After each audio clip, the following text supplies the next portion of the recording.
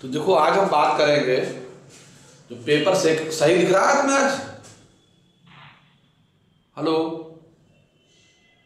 Hello hello. हाँ सही दिख रहा है नहीं दिख रहा? सर नीचे का नहीं दिख रहा है। देखिएगा नीचे का भी अब दिखा? अब ठीक। हाँ अब ठीक है सर। हाँ हो जाएगा, चिंता ना करो। तो आज हम बात करेंगे पेपर सेकंड में साइटोलॉजी।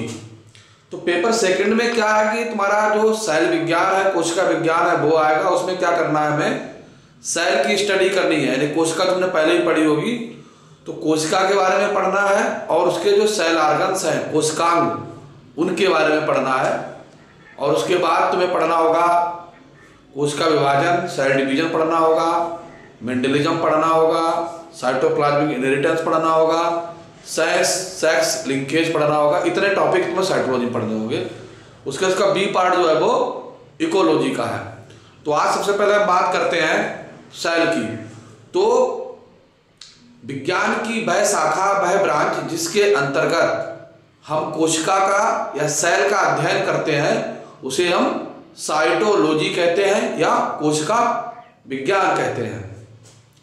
तो देखा जाए कोशिकाएं जो होती है दो प्रकार की होती हैं। ऐसी कोशिकाएं न्यूक्लियस की बेस पर, ऐसी कोशिकाएं जिनके अंदर इंसिपिएंट न्यूक्लियस पाया जाता है या अल्प विकसित न्यूक्लियस पाया जाता है, या कह सकते हैं कि न्यूक्लियस होता ही नहीं है, केवल डीएनए या क्रोमोसोम जो होता है वो न्यूक्लियाइड के रूप में, प्लाज्मिड के रूप में पाया जाता है। ऐसी कोशिकाओं को हम प्रोकैरियोटिक कोशिका या प्रोकैरियोटिक सेल कहते हैं। प्रो मीन्स प्रारंभिक, कैरियोटिक माने न्यूक्लियस, यानी ऐसी सेल्स जिनके अंदर प्रारंभिक न्यूक्लियस पाया जाता है उन्हें हम प्रोकैरियोटिक सेल्स कहेंगे। इसके बाद में दूसरी सेल्स आती हैं यूकैरियोटिक सेल्स। तो यू माने एडवांस, कैरियोटिक माने सेल्स, यानी ऐसी कोशिकाएं या सेल्स जिनके अंदर जो केंद्रक होता है वो पूर्ण विकसित होता है, कंप्लीट डेवलप होता है, वेल डेवलप होता है। उस ऐसी कोशिकाओं को हम यूकैरियोटिक सेल्स या यूकैरियोटिक कोशिका कहते हैं। अब प्रोकैरियोटिक कोशिकाएं होती कौन सी? इसके अलावा प्रोकैरियोटिक कोशिकाओं में कोई सेल ऑर्गन्स नहीं पाया जाता है, जैसे माइटोकॉन्ड्रिया, केंद्रक, एंडोप्लाज्मिक रेटिकुलम, और तुम्हारे दूसरे जो सेल ऑर्गन्स हैं गाल्जी बॉडी, वो प्रोकैरियोटिक सेल्स के अंदर नहीं पाए जाते। बहुत ही प्रिमिटिव लेवल की कोशिकाएं होती है, प्रारंभिक होती हैं।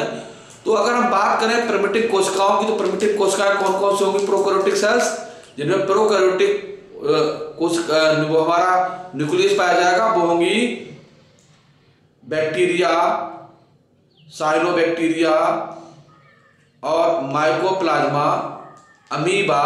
ये सभी जो हमारे ऑर्गन्स हैं, लिविंग ऑर्गेनिजम्स हैं, ये सभी प्रोकैरियोटिक क्लास में आएंगे, प्रोकैरियोटिक कैटेगरी में आएंगे। अब हम बात करते हैं यूकैरियोटिक कैटेगरी की।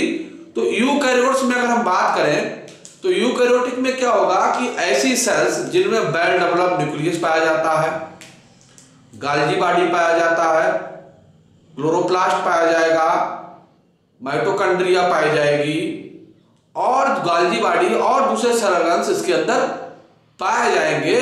तो ऐसी सेल्स जो होती हैं वो कहलाती हैं यूकैरियोटिक, यानी कि एडवांस सेल। ठीक है। तो जितना हमारी ह्यूमन बॉडी हो, हायर प्लांट्स हो, ये सभी कैसे आएंगे? यूकैरियोटिक कोशिकाओं के अंतर्गत आएंगे। तो सबसे पहला है कि हमारा क्वेश्चन जो आता है एग्जाम में वो कभी कभी या तो केवल सेल का स्ट्रक्चर डायग्राम पूछ लेंगे, जो इस तरीके से हम बना सकते हैं आराम से, और दूसरा कभी कभी आता है कि सेल डायग्राम के साथ पूछेंगे किसी दो सेल ऑर्गन्स का भी डिस्क्रिप्शन दीजिए अलग से, या केवल कोशिकाओं का जैसे क्लोरोप्लास्ट है, माइटोकॉन्ड्रिया है, न्यूक्लियस है, इनके बारे में डिटेल से पूछा जाता है। तो इसमें घबराने की बात नहीं है, उसका कई बार पढ़ चुके होंगे हम लोग, और तो आसानी से उसको हम डिस्क्राइब कर सकते हैं। तो बात करते हैं कि सेल जो कोशिका की खोज की थी वो बेसिकली रॉबर्ट हुक ने की थी। दूसरे थे रॉबर्ट ब्राउन, उन्होंने ब्राउनियन मूवमेंट खोजा था। तो जो रॉबर्ट ब्राउन थे, रॉबर्ट कॉच थे, मैल्पिजियंस थे, ये बेसिकली साइंटिस्ट नहीं थे, ये सामान्य वर्कर्स थे। लेकिन इन्होंने जो स्टडी की थी, उन्होंने अपने माइक्रोस्कोप बना के धीरे धीरे वाटर के अंदर देखा था, तो इन्होंने सेल को सेलुला कहा था। इन्होंने बताया था कि जो सेल का आकार होता है वो मधुमक्खी के छत्ते के समान होता है। मधुमक्खी का जो छत्ता बना हुआ होता है उसमें बहुत सारे चैम्बर लाइक, कोठरी जैसे, सेल जैसे स्ट्रक्चर होते हैं, उसी से इसका नाम पड़ा सेल या कोशिका। तो वो भी हेक्सागोनल होती है, ये भी हेक्सागोनल होते हैं। तो देखा जाए, अगर बात करें हम रॉबर्ट कोच की, रॉबर्ट हुक की, रॉबर्ट ब्राउन की, तो ये लोग बहुत ही पायनियर वर्कर्स थे। रॉबर्ट हुक ने क्या किया था, रॉबर्ट हुक की बेसिकली परचूनी की दुकान चलती थी, मतलब दुकान थी, तो उनके यहाँ पानी गिरता था, माइक्रोस्कोप उन्होंने बनाया था, तो उसी के अंदर वो वाटर की ड्रॉप को बार बार देखते रहते थे। तो देखा जाए कि जो रॉबर्ट हुक थे, उन्होंने सबसे पहले कोशिका देखी तो मृत कोशिका देखी थी, कार्क सेल के समान थी, तो वो देखी थी। तो वो हिस्ट्री पढ़े तो समझ में आएगा। तो वहां बात करते हैं सेल की, कोशिका की। तो सेल जो होती है गोलाकार होती है, इलॉन्गेटेड होती है, हेक्सागोनल होती है। तो ऑर्गेनिज्म के अनुसार सेल का साइज और शेप जो है वो वेरी करता रहता है, अलग अलग तरीके की हो सकती है। तो एक आइडियल सेल की हम बात कर रहे हैं, जो नहीं कि ऐसा ही हो, गोलाकार भी हो सकती है, इलॉन्गेटेड भी हो सकती है, सेल का आकार परिवर्तित होता रहता है। तो सेल जो है बेसिकली हम बात करते हैं सेल ऑर्गन्स में, तो सेल में दो तरीके के ऑर्गन्स होते हैं। एक तो होते हैं सिंगल मेम्ब्रेनस, दूसरे होंगे डबल मेम्ब्रेनस। अगर हम सेल को डिवाइड करें तो सेल दो चीजों में डिवाइड कर सकते हैं, living and non living substance. तो लिविंग में हमारे अगर हम बात करें तो लिविंग में आ जाएंगे जो सेल ऑर्गन्स है वो लिविंग में आएंगे। फिर उनको दो भागों में बांटा गया, single membranes and double membranous. तो डबल मेम्ब्रेनस में हमारे आ जाएंगे माइटोकॉन्ड्रिया, क्लोरोप्लास्ट, और इसके सिंगल मेम्ब्रेनस में आ जाएंगे हमारे एंडोप्लाज्मिक रेटिकुलम, गाल्जी बॉडी, राइबोसोम, ये सिंगल में आ जाएंगे हमारे। तो आज सबसे पहले बात शुरू करते हैं। तो जो सेल में, कोशिका में जो पार्ट होते हैं कौन कौन से होते हैं। सबसे पहला पार्ट होता है हमारा सेल वॉल। सबसे पहला पार्ट होगा हमारा सेल वॉल। तो प्लांट के केस में अगर हम बात करें तो उसमें सेल वॉल होती है, और अगर हम एनिमल के बारे में बात करेंगे तो जो सेल वॉल हम बात करते हैं प्लांट में, वही वहां पर सेल मेम्ब्रेन कहलाएगी। ये एक इंपॉर्टेंट डिफरेंस है एनिमल और प्लांट सेल में। तो जो कोशिका, हमारी कोशिका भित्ति जिसे कहते हैं या सेल वॉल कहते हैं, ये 3 लेयर से मिलकर बनी होती है, 3 पार्ट से मिलकर बनी होती है। जो ऊपर की ओर होता है, सबसे अपर साइड में होता है, वो प्राइमरी सेल वॉल कहलाती है। बीच में जो पाई जाती है वो मिडिल सेल वॉल कहलाती है। अंदर की ओर जो पाई जाती है वो इनर या third layer of cell wall पाई जाती है, या internal layer of cell wall पाई जाती है। तो उन तीनों लेयर से मिलकर बनती है सेल वॉल। तो सेल वॉल बेसिकली जो बनती है वो नॉन लिविंग सब्सटेंस से मिलकर बनती है, केमिकल सब्स्टिट्यूट से मिलकर बनी होती है, जैसे पॉलीसैकेराइड, प्रोटीन, फैट, तो इनसे मिलकर बनी होती है। अब जो सेल वॉल बनने का प्रोसेस है वो अगर हम बात करेंगे हायर प्लांट्स में, बात करेंगे हम एल्गी में, तो ये जो एल्गी और हायर प्लांट्स हैं तो इनमें जो सेल वॉल होती है वो पॉलीसैकेराइड, प्रोटीन, सेलुलोज, इनसे मिलकर बनी होती है। अगर हम बात करते हैं फंजाई की, तो फंजाई की जो सेल वॉल है बेसिकली वो काइटिन की बनी होती है।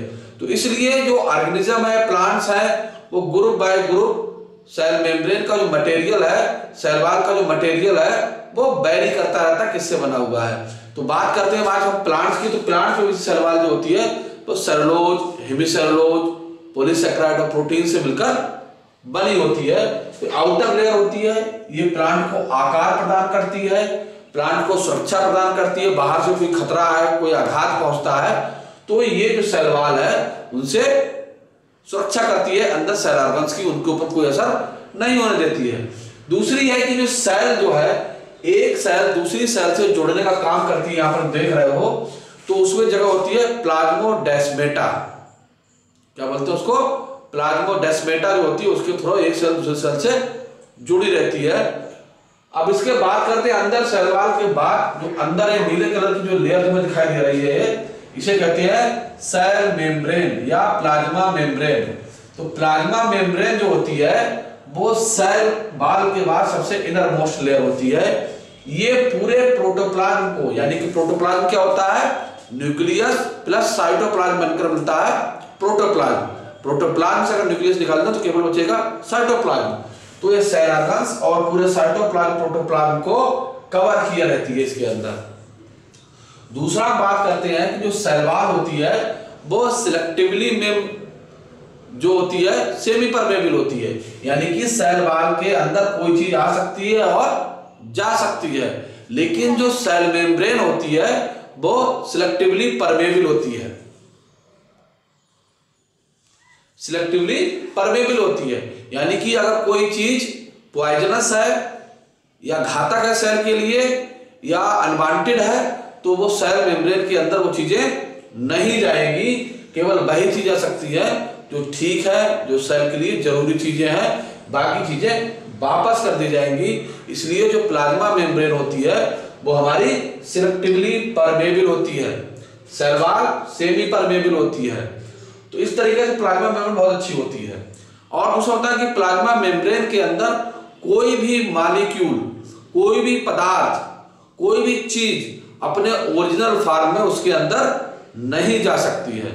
यहाँ प्लाज्मा मेम्ब्रेन के साथ एसोसिएट होगी, उसका परिवर्तन होगा, उसके बाद ही वो चीज अंदर जाएगी। चाहे वो लाइट हो, चाहे आयन हो, चाहे प्रोटीन हो, चाहे कार्बोहाइड्रेट हो, कोई चीज अपने ओरिजिनल फॉर्म में अंदर प्रवेश नहीं करती है। इसीलिए जो प्लाज्मा मेम्ब्रेन होती है वो सिलेक्टिवली परमेबल होती है। प्लाज्मा मेम्ब्रेन बेसिकली प्रोटीन और फैट मॉलिक्यूल से मिलकर बनी होती है। तो उसके बाद मॉडल पढ़ाएंगे, कई सारे मॉडल आते हैं किस किस तरीके से होते हैं तो हम बताएंगे उसके बारे में। अब हम बात करते हैं इंटरनल सेल ऑर्गन्स की। तो अगर हम बात करें साइटोप्लाज्म में तो उसके साइटोप्लाज्म में बेसिकली ग्रेन्यूल्स पाए जाते हैं, फैट है, लिपिड्स है, कार्बोहाइड्रेट है, विटामिन्स हैं, एंजाइम्स हैं, लाइसोजाइम्स, बहुत सारी चीजें जो है वो इसके अंदर पाई जाती हैं। अब इसमें जो सबसे इंपॉर्टेंट ऑर्गन्स है हमारा वो है न्यूक्लियस, माइटोकॉन्ड्रिया और क्लोरोप्लास्ट। तो हम बात करते हैं कि जहां पर सेल पोर होता है, यहाँ पर जो बीच में जहां पर मिलती है इसे हम कहते हैं सेल पोर। तो छिद्र होता है जहां से चीजें सेल अपने एक्सक्रीशन का काम करती है, उत्सर्जन का काम करती है, इसके द्वारा अनवांटेड मटेरियल को भी बाहर निकालने का काम करती है, इसके अंदर भी ऐसी चीजें प्रवेश होती हैं। तो यहाँ पर एक स्ट्रक्चर पाया जाता है जो जालीदार होता है, जालिकावत होता है, जिसे हम कहते हैं एंडोप्लाज्मिक रेटिकुलम। तो एंडोप्लाज्मिक रेटिकुलम अगर देखा जाए तो एक्सक्रीशन में भी हेल्प करता है। और ये जालिकावत जो संरचना होती है दो प्रकार की होती है, जिसके ऊपर राइबोसोम आउटर स्ट्रक्चर पाए जाते हैं, आउटर लेयर में पाए जाते हैं, उसे हम कहते हैं रफ वाल्ड एंडोप्लाज्मिक रेटिकुलम। और ऐसे एंडोप्लाज्मिक रेटिकुलम जिनके ऊपर राइबोसोम की प्रेजेंस नहीं होती है, राइबोसोम नहीं पाए जाते हैं, उनको हम कहते हैं स्मूथ वाल्ड राइजोइड्स। तो बेसिकली जो राइबोसोम्स जिसमें पाए जाएंगे वहां पर प्रोटीन सिंथेसिस के लिए साइट उपलब्ध होती है, प्रोटीन सिंथेसिस का काम होगा। और यही एंडोप्लाज्मिक रेटिकुलम की जो वाल है यही जो है न्यूक्लियस वाल में भी कन्वर्ट होने का काम करती है, बनाने का काम करती है। इनके ऊपर आप देखेंगे कि राइबोसोम लगे रहते हैं तो रफ वाल्ड होती है। यहाँ पर प्रोटीन सिंथेसिस की सभी रिएक्शंस होगी, प्रोटीन सिंथेसिस होगी। और जिन ऐसे एंडोप्लाज्मिक रेटिकुलम जिनके ऊपर राइबोसोम नहीं पाए जाते हैं वो राइबोसोम हमारे कहलाते हैं स्मूथ वाल्ड एंडोप्लाज्मिक रेटिकुलम। यहाँ पर राइबोसोम एब्सेंट होते हैं तो यहाँ पर पॉलीसैकेराइड या फैट्स की सिंथेसिस होती है और वो ही जो है यहाँ पर डिपोजिट होते हैं। तो ये काम करता है एंडोप्लाज्मिक रेटिकुलम। अब दूसरा बात करते हैं न्यूक्लियस की। तो न्यूक्लियस जो होता है हमारा, न्यूक्लियस में मेन पार्ट होते हैं nuclear membrane, chromatins and nucleoplasm. तो इसकी न्यूक्लियर बाल जो होती है, न्यूक्लियर मेम्ब्रेन जो होती है डबल लेयर होती है, डबल मेम्ब्रेन बनी होती है, भी पॉलीसैकेराइड्स की बनी होती है। बीच बीच में इसमें पोर्स पाए जाते हैं जिन्हें हम न्यूक्लियर पोर कहते हैं। और न्यूक्लियस के अंदर जो लिक्विड सब्सटेंस पाया जाता है इसे हम न्यूक्लियोप्लाज्म कहते हैं। और इसके अंदर हेयरी स्ट्रक्चर पाए जाते हैं जिन्हें क्रोमोसोम कहते हैं, जो जेनेटिक मटेरियल का काम करते हैं।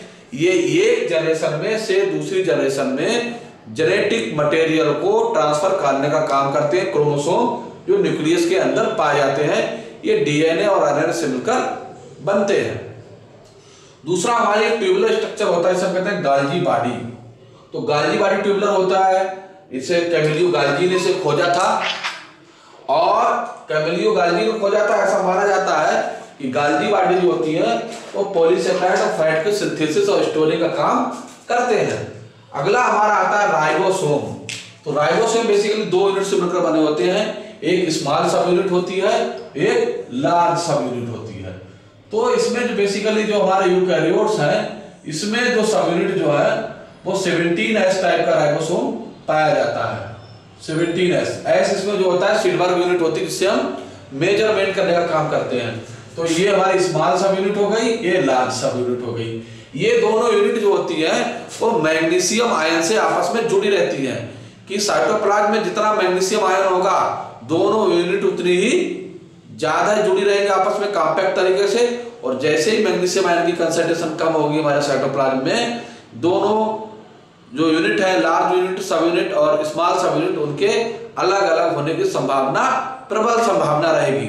और जितने ज्यादा कंसंट्रेशन होगी तो कई राइबोसोम भी एक साथ मिल जाते हैं। जब कई राइबोसोम एक साथ मिल जाते हैं तो उस कंडीशन को कहते हैं हम पॉलीराइबोसोम कंडीशन। तो पॉलीराइबोसोम कंडीशन हमारी यहाँ पर पाई जाती है। ये भी प्रोटीन सिंथेसिस करते हैं साइटोप्लाज्म के अंदर। अगला हमारा आता है सेल ऑर्गन्स, माइटोकॉन्ड्रिया। तो माइटोकॉन्ड्रिया देखो फिंगर लाइक जो प्रोजेक्शंस पाए जाते हैं। एनिमल सेल में जब हम स्टडी करते हैं माइटोकॉन्ड्रिया की तो हम कहते हैं क्रस्टी, लेकिन यही जो इनर वाल जो फोल्डिंग होती है प्लांट्स में, इस फोल्डिंग कहते हैं माइक्रोट्यूब्यूल्स। तो बेसिकली जो माइटोकॉन्ड्रिया है डबल मेम्ब्रेनस स्ट्रक्चर है।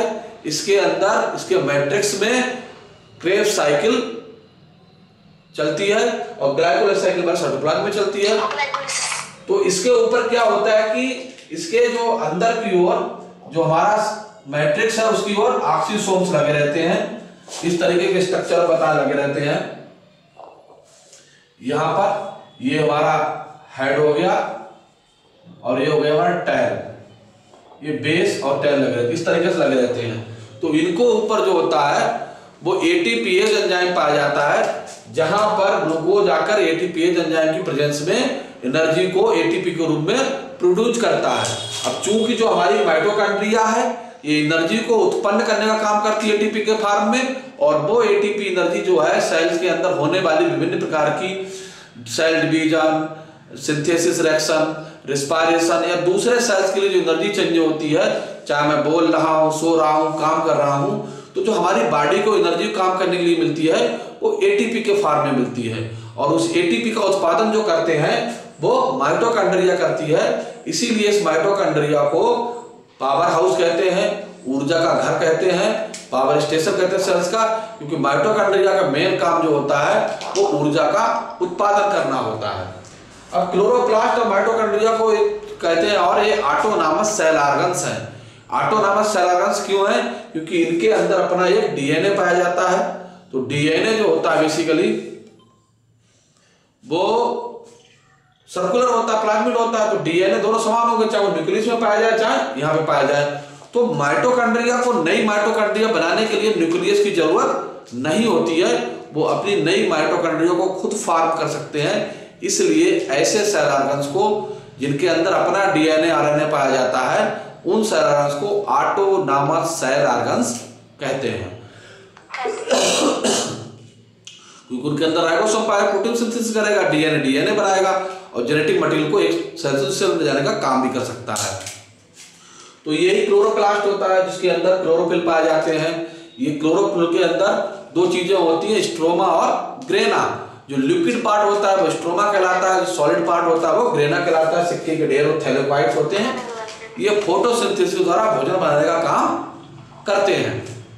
इसके अंदर भी डीएनए आरएनए पाया जाता है जो अपने जैसा दूसरा क्लोरोफिल बना सकता है। इसको भी, ये भी डबल मेम्ब्रेन स्ट्रक्चर होता है, इसको भी हम ऑटोनॉमस सेल ऑर्गन्स कहते हैं। इसके बाद हमारा दूसरा आता है राइबोसोम, बता ही चुके हैं प्रोड्यूस करेगा। अब इसके अंदर कुछ चीजें और आती हैं जिसे कहते हैं लाइसोसोम्स। तो बेसिकली लाइसोसोम्स क्या होता है? सेलुलर स्ट्रक्चर होता है जिसके अंदर HCl भरा रहता है कि सेल्स के अंदर कोई सेल ऑर्गन्स अगर डैमेज हो गया है, अगर सेल ऑर्गन्स हमारा, या कुछ और हो गया है, तो उसको खत्म करने का काम करें जिससे कि दूसरे सेल्स को इंजरी ना कर सके, या कोई बेस्टी चीज आ गई इसको खत्म करता है, तो इसको ये क्या करता है कि अपने को ही फाड़ देता है। तो इसलिए इसे आत्महत्या के थैले भी कहते हैं, क्योंकि इसके अंदर HCl भरा रहता है, हाइड्रोलिटिक एंजाइम भरा रहता है जो डैमेज सबस्टेंस को या दूसरों को खत्म करने का काम करता है, तो लाइसोसोम करता है। इसके अलावा इसमें बहुत सारे दूसरे मॉलिक्यूल्स पाए जाते हैं जो सेल की डिफरेंट एक्टिविटी में, डिफरेंट जो अंदर उसकी मेटाबॉलिक या एनाबॉलिक एक्टिविटी होती है उनके अंदर पार्ट करता है, उनके अंदर हिस्सा लेता है। तो इस तरीके से सेल जो है, सेल ऑर्गन्स जो हमारे इंपॉर्टेंट पार्ट्स हैं वो हम बता सकते हैं कि कौन कौन से हैं। तो सेल के अंदर जो बेसिकली हमें पढ़ना है, जो परीक्षा के अनुसार जो इंपॉर्टेंट है वो क्या है, सबसे पहला हमारा न्यूक्लियस पूछा जाता है, इंडिविजुअल शॉर्ट नोट में पूछ लेता है, एंडोप्लाज्मिक रेटिकुलम पूछ लिया जाता है, हमारा पूछ लिया जाता है माइटोकॉन्ड्रिया और क्लोरोप्लास्ट, इनके बारे में शॉर्ट नोट भी पूछा जाता है। और एग्जाम में कभी कभी केवल क्या होता है कि सेल का स्ट्रक्चर आप दीजिए, तो सेल का इतना स्ट्रक्चर दे आएंगे तो आपको मार्क्स मिल जाएंगे, इतना इसमें पढ़ना है। अब नेक्स्ट हम टॉपिक पढ़ेंगे मॉडल ऑफ सेल मेम्ब्रेन का मॉडल पढ़ेंगे और उनका स्ट्रक्चर के बारे में पढ़ेंगे। तो इतना पढ़ लो, बाकी ठीक है।